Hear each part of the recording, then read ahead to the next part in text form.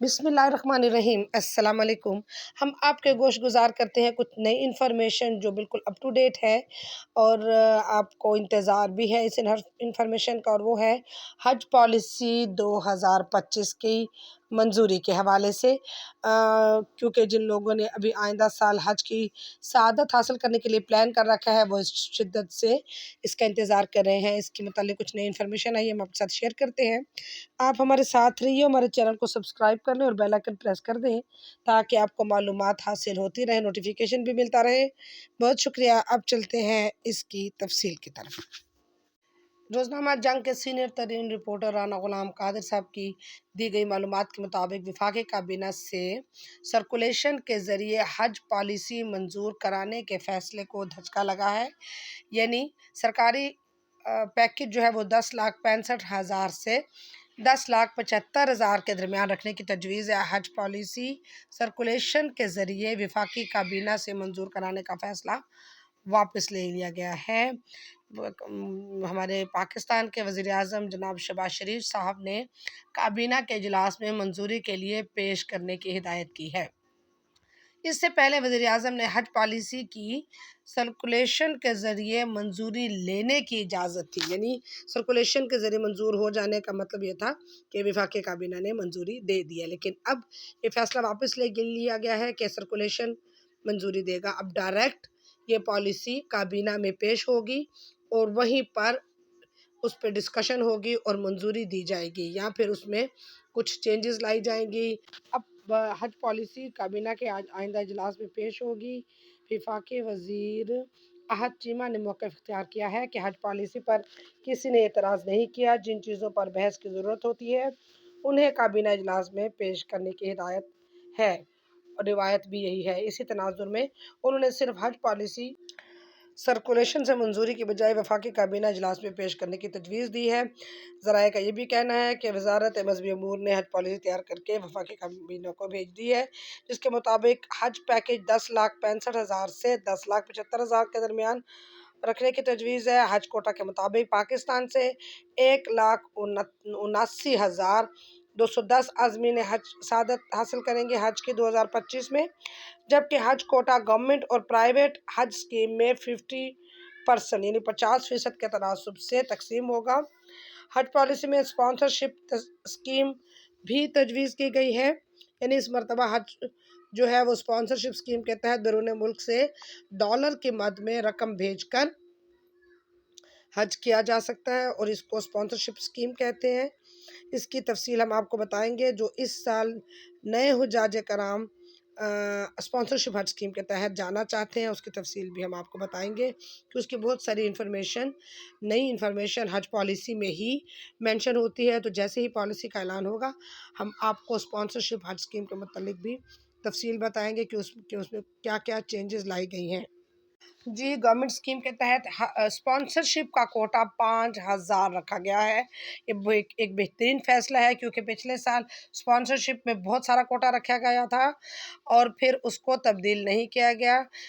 Regular Kota में तो बहुत सारे हुज्जाज कराम रह गए थे। लिहाजा कोटे के मुताबिक जितने लोग स्पॉन्सरशिप के तहत पाकिस्तान से जाते हैं हज के लिए, तकरीबन उसके बराबर 5,000 का कोटा रखा गया है। और प्राइवेट हज स्कीम में भी 25,000 का मुख्तस कोटा किया गया है स्पॉन्सरशिप हज स्कीम के तहत। यानी जो लोग प्राइवेट हज स्कीम के तहत जाना चाह रहे हैं, उनमें 25,000 अफराद ऐसे होंगे जो स्पॉन्सरशिप हज स्कीम के तहत प्राइवेट कंपनीज के ज़रिए जाएंगे, और 5,000 जो है वो गवर्नमेंट स्कीम के तहत जाएंगे स्पॉन्सरशिप कोटा में।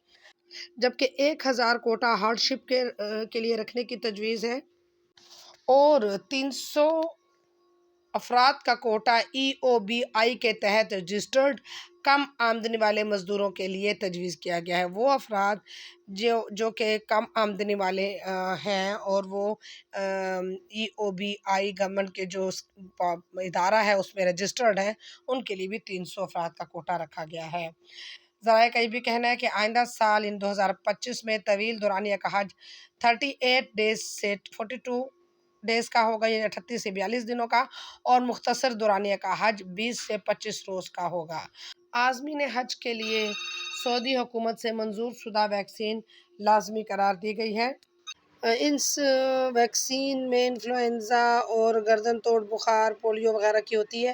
یہ تفصیل ہم آپ کو پھر بعد میں بتا دیں گے جب اس کی ضرورت ہوگی، اور اس میں کووڈ جو ہے اس کی ویکسینیشن کی ضرورت نہیں ہوگی، کیونکہ پچھلے سال 2024 میں سعودی حکومت نے اس کی سرٹیفکیٹ کی فراہمی ختم کر دی تھی۔ اب ہم آپ کو کچھ تفصیل اوورسیز پاکستانیوں کی بتاتے ہیں کہ وہ کس طرح سے پاکستان کے ویزے پر پاکستان کے پاسپورٹ سے حج کے لیے جا سکتے ہیں۔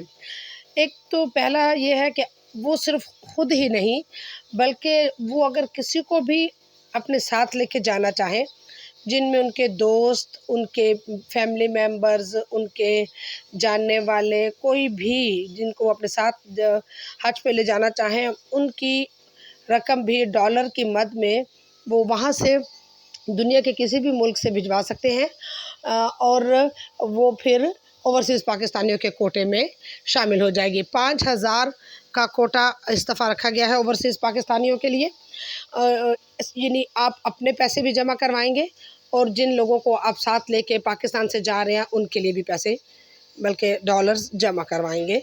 وہاں پہ بینکوں میں آپ نے ڈالر کی مطلب کرنسی جو ہے وہ ڈالر میں چینج کروانی ہے اور ڈالر ہی پاکستان بھیجنے ہیں، اتنی ہی تعداد ہوگی، جو اماؤنٹ ہے وہ اتنی ہی ہوگی جو دوسرے لوگوں کے لیے ہوگی۔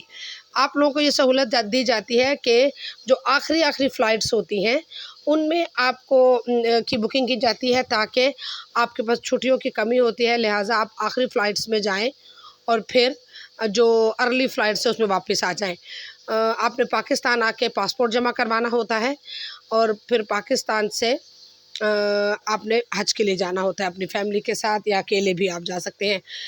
ایک اور چیز کہ آپ نے جو وہاں سے ارینجمنٹ کرنی ہوگی وہ یہ کہ آپ نے اپنے پاکستان کا کوئی ایسا بندہ، آپ کا فیملی ممبر، اگر آپ اکیلے بھی جا رہے ہیں تو اس کا نام اور اس کا فون نمبر اور اس کی ڈیٹیل وہ بھی آپ نے جب رقم وہاں سے بھجوانی ہے تو اس کے ساتھ آپ نے ای میل کرنی ہوگی۔ جب وزارت مذہبی امور کے ڈائریکٹرز یا ان کے اسٹاف مختص کر دیے جائیں گے کہ ان کے ای میل آئی ڈیز اور ان کے phone numbers, what's app numbers آپ کو بھیج دیے جائیں گے، تاکہ یعنی پبلک کر دیے جائیں گے، تاکہ لوگ جو اوورسیز پاکستانی ہیں وہ اس جی میل آئی ڈی پہ اور واٹس ایپ نمبر پہ اپنی ڈیٹیل بھیج دیں کہ ہم نے فلاں بینک سے اتنی اماؤنٹ ڈالر جو ہیں وہ بھجوا دیے ہیں، کتنے ڈالرز بھجوائے ہیں، کتنے لوگ جا رہے ہیں، اور اس بندے کی ڈیٹیل جو پاکستان میں ان کے معاملات کو ڈیل کرے گا، تاکہ اور ان کی تمام تر ڈیٹیل جو ہے وہ بینک میں جمع کروائے گا، درخواست فارم اور تمام تر ڈیٹیل جمع کروائے گا۔ اس پر مزید تفصیلات بھی ہم آپ کو بتائیں گے۔ ابھی اجازت دیجیے، اللہ حافظ۔